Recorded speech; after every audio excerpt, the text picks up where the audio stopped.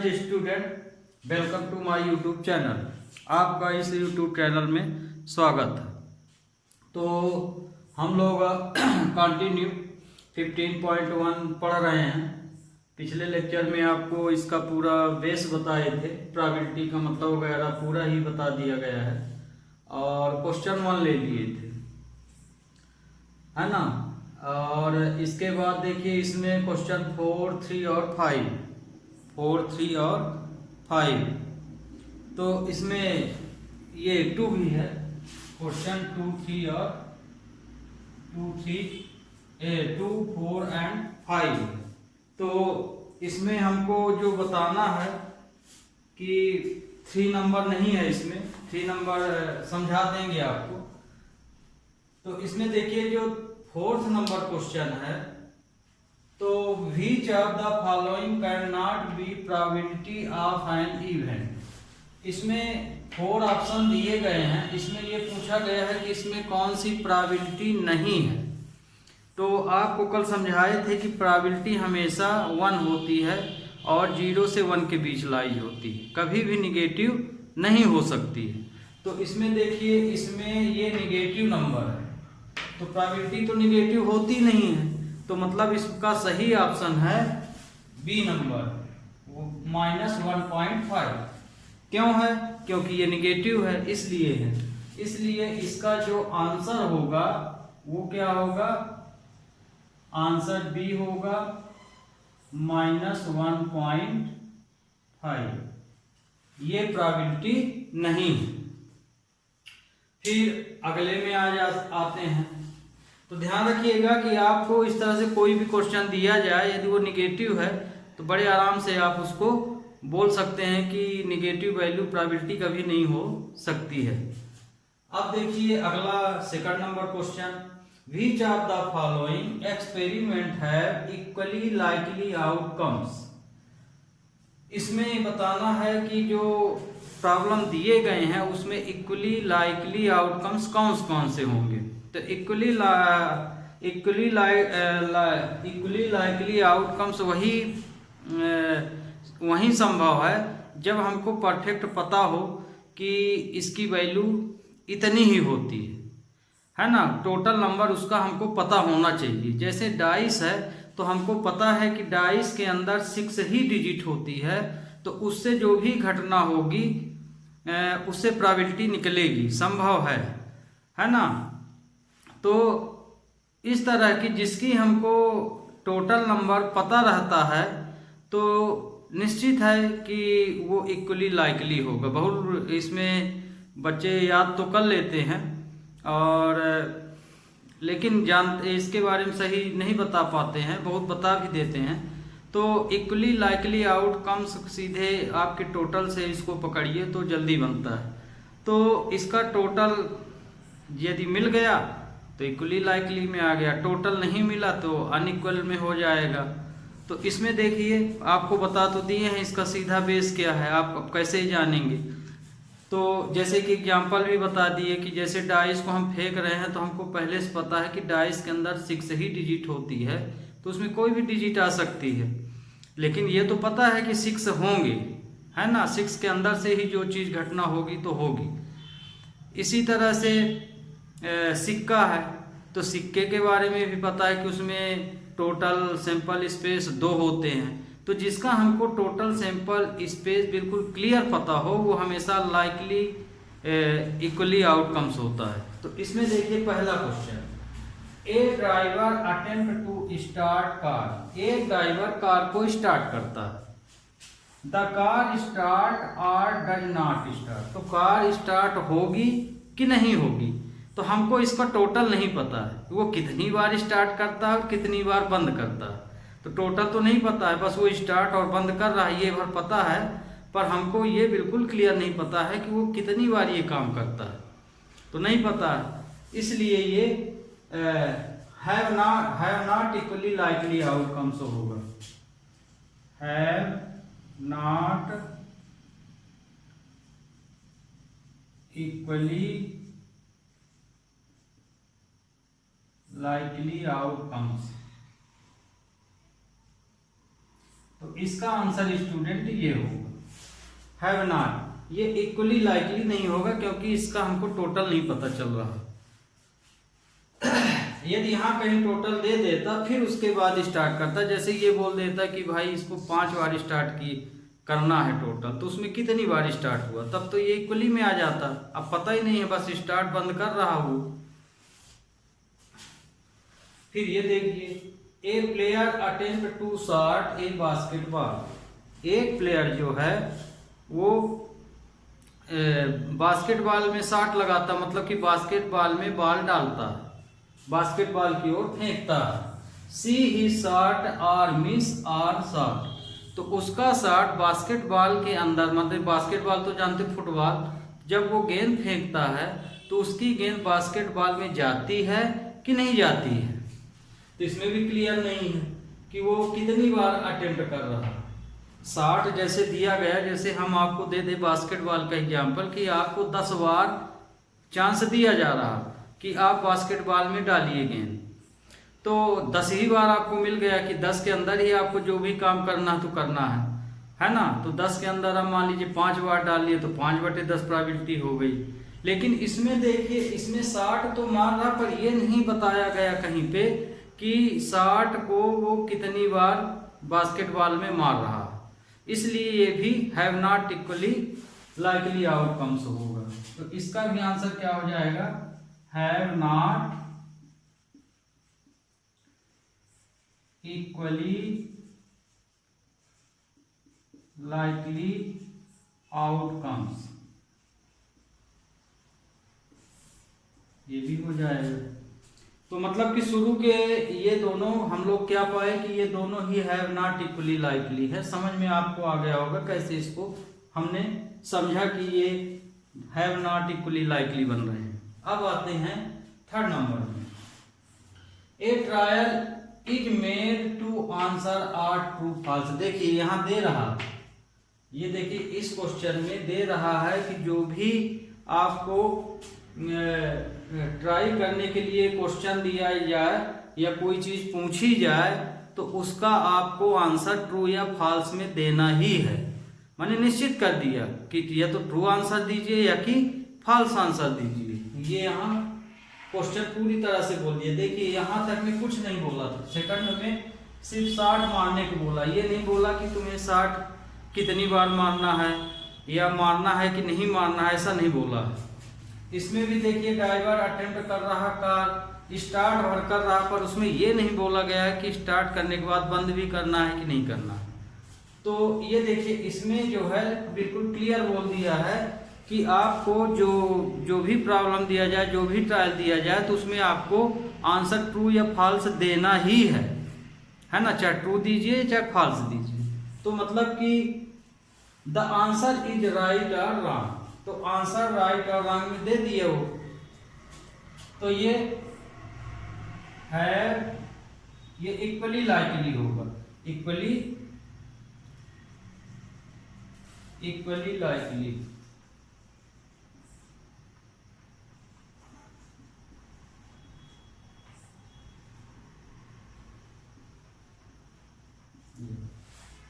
फिर a baby born is a boy और girl.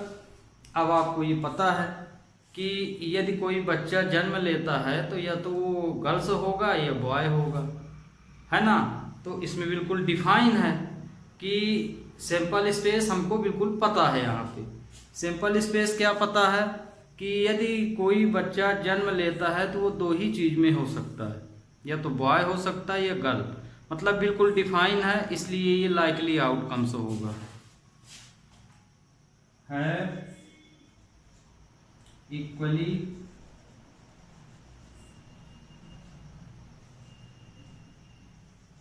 Likely outcomes.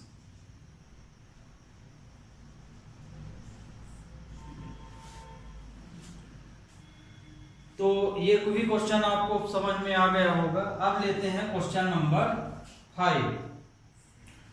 If PE equal to 0.05, PE की value दे रहा, प्रोबेबिलिटी E जो है 0.05 है, तो बताओ प्रोबेबिलिटी नॉट E कितना होगा। पी नॉट ई, इसको पी नॉट ई भी बोलते हैं। तो हम लोग फार्मूला तो जानते हैं, सॉल्यूशन करते हैं। Here given P E equal to 0.05। अब फार्मूला यूज कर लीजिए, वी नो दैट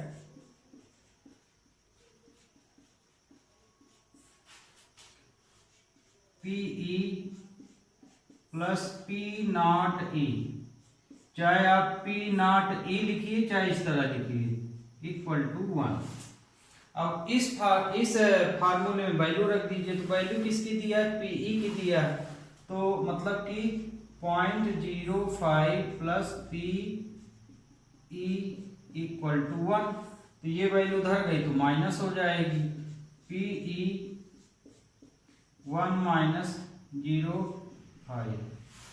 अब इसको माइनस कर लीजिए। बहुत स्टूडेंट ध्यान रखिए, इसको गलत कर देते हैं माइनस में। हमेशा जब डेसिमल हो और एक नेचुरल नंबर या कोई और नंबर हो तो माइनस करते हैं। तो हमेशा इस तरह के प्रॉब्लम को लाइक टर्म में बनाकर ही माइनस या प्लस करना चाहिए। तो जैसे मान लीजिए 1 दे दिए, बहुत बच्चे क्या करते हैं, जैसे मान लीजिए ये दे दिया गया तो इसका जो माइनस करते हैं तो ऐसे कहीं लिख देंगे। ये देखिए इस तरह से, जब इस तरह से माइनस करेंगे तो निश्चित है आंसर गलत आएगा। तो कहने का मतलब ये कि एक में डेसिमल है या 2 में डेसिमल है, एक में नहीं है, तो इस तरह के प्लस या माइनस को हमेशा लाइक टर्म में बना लेना चाहिए।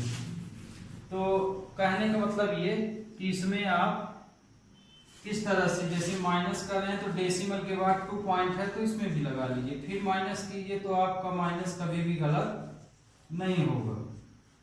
590, तो इसका आंसर आया ये। तो पी नॉट ई की वैल्यू कितनी आई? 0.95। Okay, we take next question.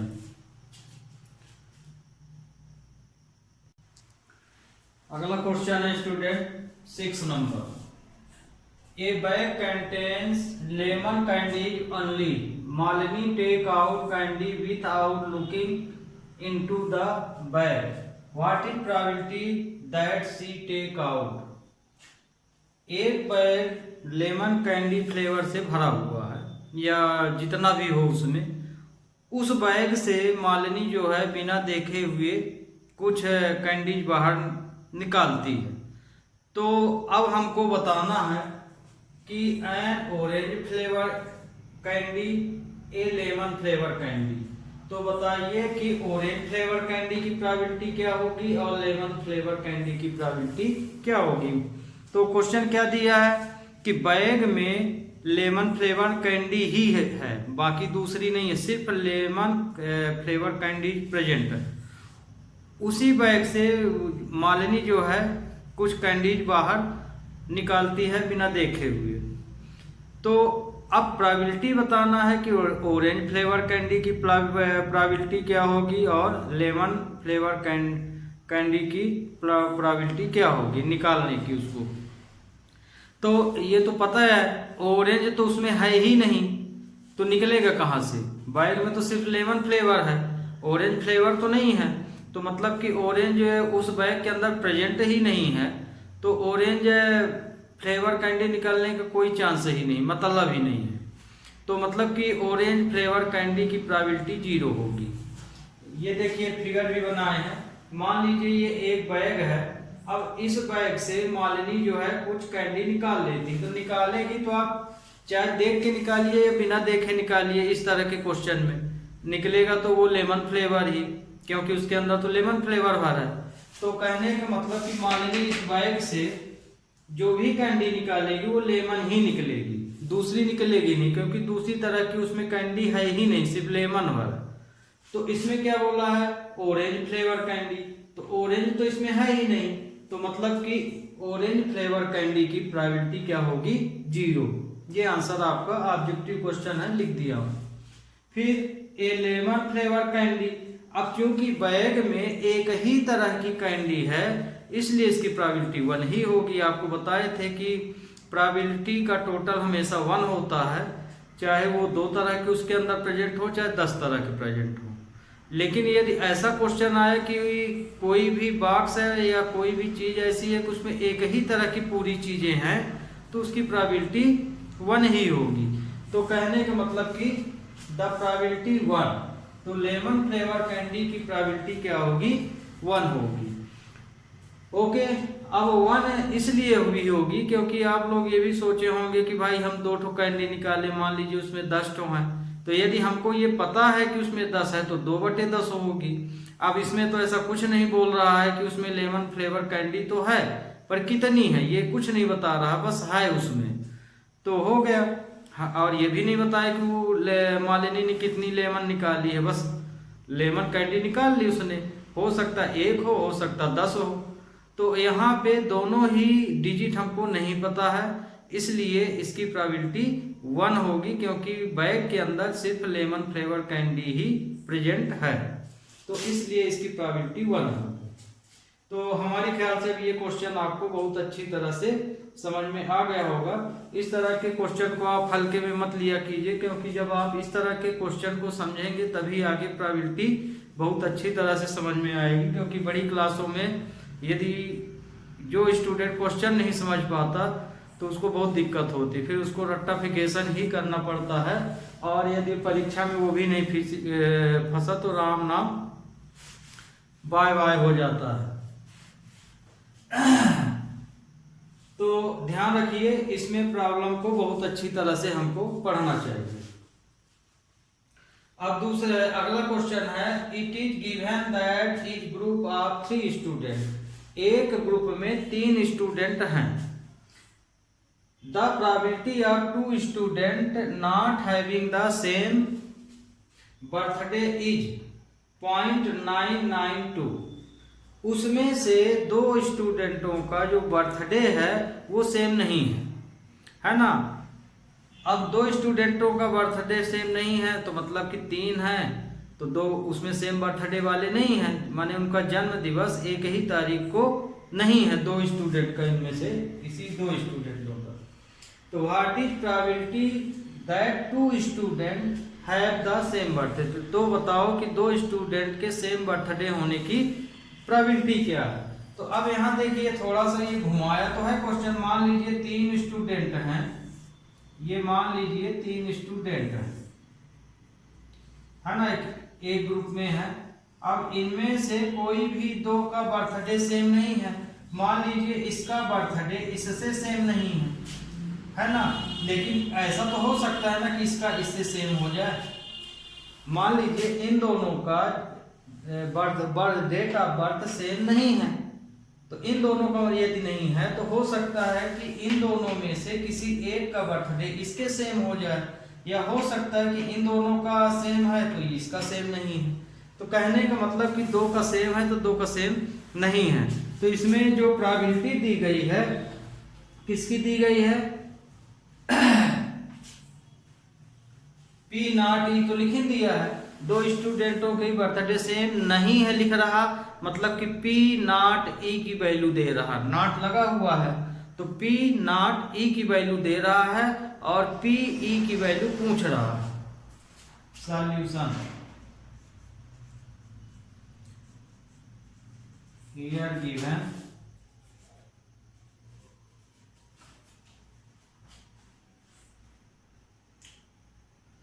To student not having the same birthday,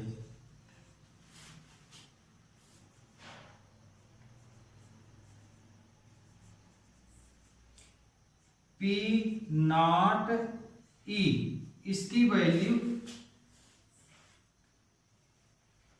दे दी है। पूछ क्या रहा है? सेम बर्थडे की पूछ रहा है, नॉट की दे रहा है। ऐसे 2 स्टूडेंट जिनका बर्थडे सेम ना हो की प्रोबेबिलिटी यदि इतनी है, तो ऐसे स्टूडेंट की प्रोबेबिलिटी बताओ जिनका सेम बर्थडे है। तो ये फाइंड में आ जाएगा, find probability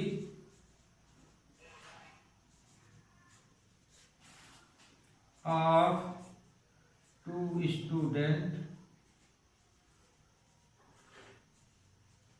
have the same birthday, माने पीई की वैल्यू फाइंड करने के लिए दे रहा। तो फार्मूला तो पता है, hence PE plus P not E equal to 1। तो पी नॉट ई की वैल्यू दी गई है, तो पीई प्लस 0.992 इक्वल टू 1। तो पीई इक्वल टू हो जाएगा 1 माइनस 0.992। तो अब इसको यदि हम इससे माइनस करेंगे 992 को, तो 800, तो आंसर आ जाएगा 008। तो ये स्टूडेंट आपका रिक्वायर्ड आंसर आ गया। Okay, we take next question, question number 8। तो आपको ये क्वेश्चन जो हम बताए शायद दिख नहीं रहा है, देखिए ये है क्वेश्चन, ये यहाँ पे इसका सॉल्यूशन ये है। अब आपको अच्छी तरह से ये क्वेश्चन दिख रहा होगा स्टूडेंट। ये क्वेश्चन हमने अभी समझाया नहीं दिख रहा था, इसमें देखिए ये है कि here given two student having the same birthday, ये मान लिए हैं, और जिनका बर्थडे सेम है तो P मान लिए हैं, जिनका सेम बर्थडे नहीं है उसे P नॉट ई, क्योंकि P नॉट ई दिया है, फिर इस आइडेंटिटी में वैल्यू रख दिए हैं और सॉल्व कर दिए हैं। ओके, तो अब आपको उसमें भी क्लियर दिख रहा होगा। Okay, we take next question. 8 number question में a bag contains 3 red balls and 5 black ball. एक बैग में 3 रेड एंड 5 ब्लैक बॉल्स हैं। A ball is draw at random from the bag, और उस बैग से एक गेंद निकाली जाती है बिना देखे हुए। What is the probability that ball is draw is red, दूसरा नॉट रेड। तो उसकी प्रोबेबिलिटी क्या, तो रेड बॉल आने की प्रोबेबिलिटी क्या होगी, या कि रेड बॉल ना आने की प्रोबेबिलिटी क्या होगी। मतलब ये कि ए पी ई की वैल्यू पूछ रहा है और पी नॉट ई की भी वैल्यू पूछ रहा है, दो क्वेश्चन है। तो solution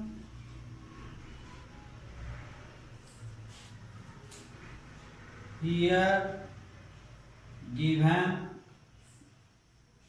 total number of ball, total number of ball NS equal to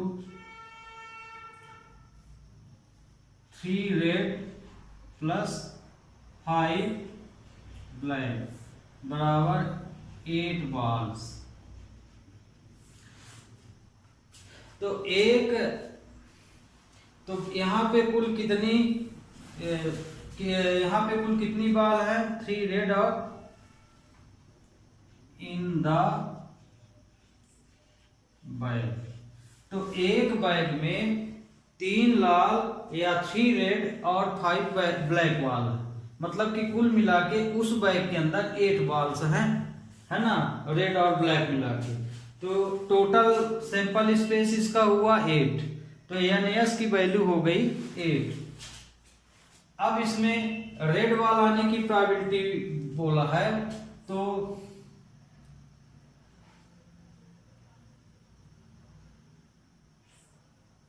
here number of red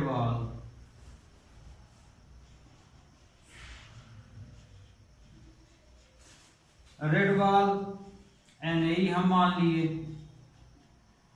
तो रेड बॉल कितना हो गया 3। तो रेड बॉल इसमें 3 है, and number of black ball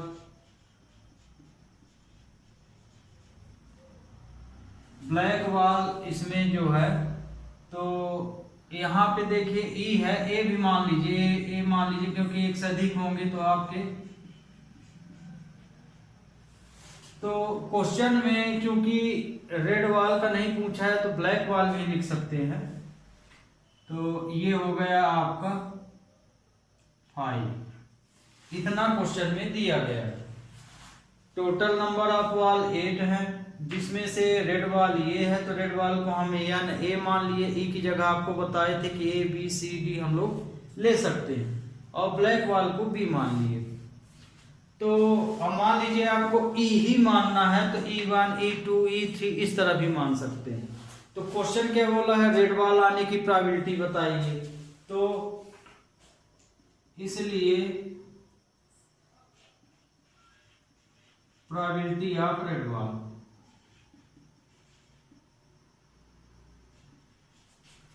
probability of red wall PE, ध्यान रखिए जब प्रोबेबिलिटी निकालेंगे तो यहाँ पे अब PE नहीं लिखेंगे, जो आप इवेंट मानेंगे वही लिखेंगे। तो रेड वॉल के लिए इवेंट क्या माने हैं, A, तो यहाँ पे आपको लिखना पड़ेगा A इक्वल टू NA/NS, ये फार्मूला हो गया। तो NA की वैल्यू कितनी है, 3 है, और NS की वैल्यू कितनी है, 8। तो ये रेड वॉल की प्रोबेबिलिटी हो गई। फिर दूसरा बोला रेड वॉल ना हो, तो रेड वॉल ना होगी तो क्या होगी, ब्लैक वॉल होगी। पर हमने आपको बताया था कि इस तरह के क्वेश्चन को यदि 1 से माइनस कर दे तो दूसरी कंडीशन भी निकल आती है। यदि रेड वॉल नहीं है तो 1 से माइनस कर दीजिए, तो रेड वॉल हट जाएगी, दूसरी वॉल आ जाएगी। तो ये आपका पहला प्रॉब्लम था। अब दूसरा probability of not red wall PB, not, ये देखिए नंबर ऑफ ब्लैक वॉल यहाँ माने हैं, तो नंबर ऑफ ब्लैक वॉल मतलब नॉट रेड वॉल भी बोल सकते हैं इसको। तो ये हो जाएगा